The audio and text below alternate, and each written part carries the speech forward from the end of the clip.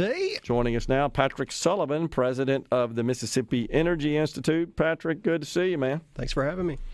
So, the first thing that comes to mind when we discuss the subject of energy, and I know you guys got some projects going on and some initiatives, but we got the CPI report today, and headline inflation was up and core inflation was up. We've watched the price of oil just steadily increase now over the last couple of months. We saw a significant decline, say, in the June time period from the prior June when I think we hit a peak. But since then, we're steadily going up. But I haven't seen the gas prices quite fall in line with the price of oil yet. I think we've seen a higher increase on a percentage basis of the price of crude oil per barrel, but we haven't seen that reflected yet at the pump.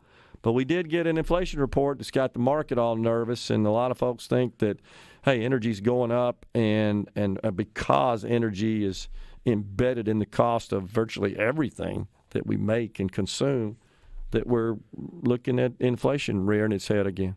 Well, I think that's what people should expect. In parts of the country, in the Midwest, gas prices have started to rise here in the last few days. There's usually a lag between a few days, a week or so, between oil prices spiking and gasoline prices. But, what I would expect is, our next visits to the pump are going to be a little more painful than the last. And what happened last week, Saudi Arabia and Russia announced that they were going to continue the sustained production cuts that they started back in the summer, because that's the issue that caused the primary issue that caused the oil market to spike last week. And so I think, the fair question to ask is, in the United States, must we be at the mercy of the whims of Saudi Arabia and Russia? And the answer is no.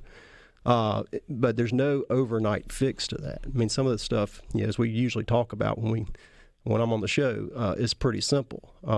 If you want to get the price of something to go down, you get the supply sure. to go up. And we do have the ability to control our own supply here in the U.S. Well, we had the president in Alaska over the weekend and recently signing off on really the prohibition of drilling in a lot of the areas of Alaska where we have extremely rich oil deposits. Yeah, things are really messed up right now.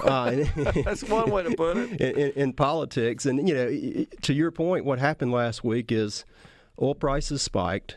Then you had the president's spokesperson sitting in front of the media saying, hey, we're doing everything we can to make sure gasoline prices don't go up. And in the same day, they say we're going to take, 13 million acres off of the table in Alaska, and we're going to cancel all the permits that were issued during the Trump administration. Unbelievable. Yeah. So, I think their argument, what they would point to is, well, oil production in the U.S. is near the highest level it's ever been. I think it just crossed it. It's the highest it's ever been. Yeah, it's almost 2 million barrels more a day than it was under Trump. But it could be probably 3 million more than that, is what I've read for some experts. It's just now gotten back to what it was pre-COVID. And so the result of all that are permits that were issued during the Trump administration. Okay. But the issue is, the world consumes 100 million barrels a day. U.S. is about 20 million barrels of that, and we produce 13. Right. But we have all these areas offshore. The reason we've gone up, in about the last 15 years is all on private land production. Federal lands production has stayed stagnant, and now it's in decline because of what's happening. And so, if we just adopted a simple policy, we're going to open up federal lands production. That's the Gulf of Mexico. That's Alaska. Heaven forbid, Atlantic or Pacific Ocean. But that would put us in a position of being in control of our own supply. We're just not doing it as a country. Yeah. And it seems like that's intentional. We have an administration that intentionally, of course, wants to totally wean us off of fossil fuels energy. But that's just really not. It's not tenable at this point. We rely on it too much. We can't just stop. Well, it's insane to even to think that. And I'd say it's intentionally political. Is what it is. And so, that's one of the unfortunate things of what's happening in Washington. Is you got the Democrats taking these insane positions of Well, we don't want to get energy from natural gas or oil or nuclear. And so, and the Republicans are taking a more reasonable position of, kind of, hey, let's get it from everywhere we can so the price stays reasonable. Right. It's a global commodity. Right. And so, you kind of get to, you look at their position and, any, fifth grade student can analyze it and like, well, where in the world are we going to get all our energy from? Do you know, I've seen oil executives, Patrick, of these big oil companies that have said we'll never build another refinery on U.S. soil. I mean, is that the case, you think? We certainly don't have a policy to support the build out. Well, that's right. I've said that before. The president says, we want to put you out of business. Who the heck's going to go build a refinery that's got about a 10-year ROI on it when you got a government that says we don't even want you to exist? Well, it's not just refineries. I mean, we've got an aging nuclear power fleet. A few years ago we had 104 reactors in the U.S. Now we're down to 93. Our biggest, by far, emissions-free source of power. You don't hear any of the geniuses in Washington talking about we're losing our reactor fleet, but it's the same issue. We need to build more refineries. I mean, we need to build more reactors. Sure. We need to build more pipelines and parts to make connections. We need to build more electric transmission infrastructure. One of the things that we covered recently was the issue of NEPA. Most people don't know what NEPA is, a National Environmental Policy Act.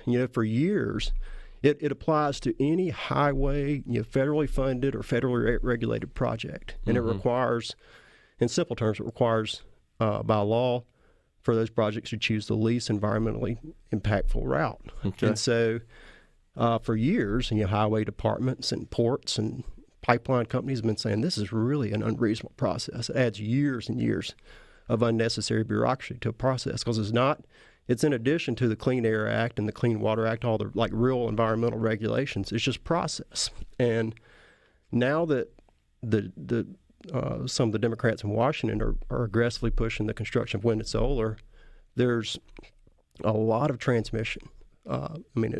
An inordinate amount of transmission that's required with that, but they can't build it because of NEPA. And so the irony is on the one hand, it's a good spectacle, entertaining spectacle to watch, but on the other hand, it's unfortunate, and they're getting a taste of their own medicine for years.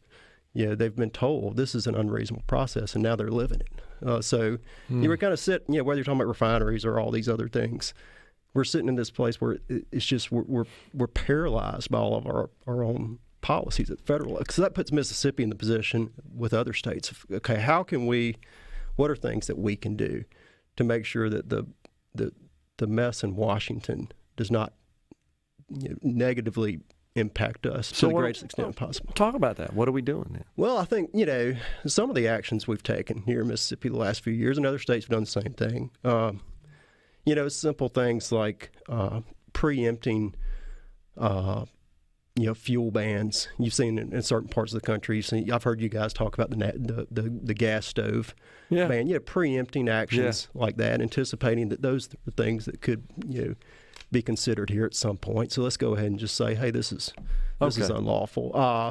But in my view, we're never going to change or not in the near term, going to change the opinions of California and Washington and Oregon and Vermont and how they view energy, and so I think we've got to figure out how to band with like-minded states and who believe that the most important part of energy policy for our citizens is that we have access to it when we want it and the amount that we want it at an affordable cost. That's the way it's always been in America, and so that's kind of where we are at this crossroads. Some people want to start to go down the road of Germany or some of the other countries in Europe, and I think what we're saying is the American way has always been the best way on energy, and so let's stay on that path. But we've got to build stuff. To your point, I totally agree. And aren't you seeing Germany, parts of Europe, kind of having a little buyer's remorse at this point as well? It's causing them problems. Well, there's a story in Germany this week where they were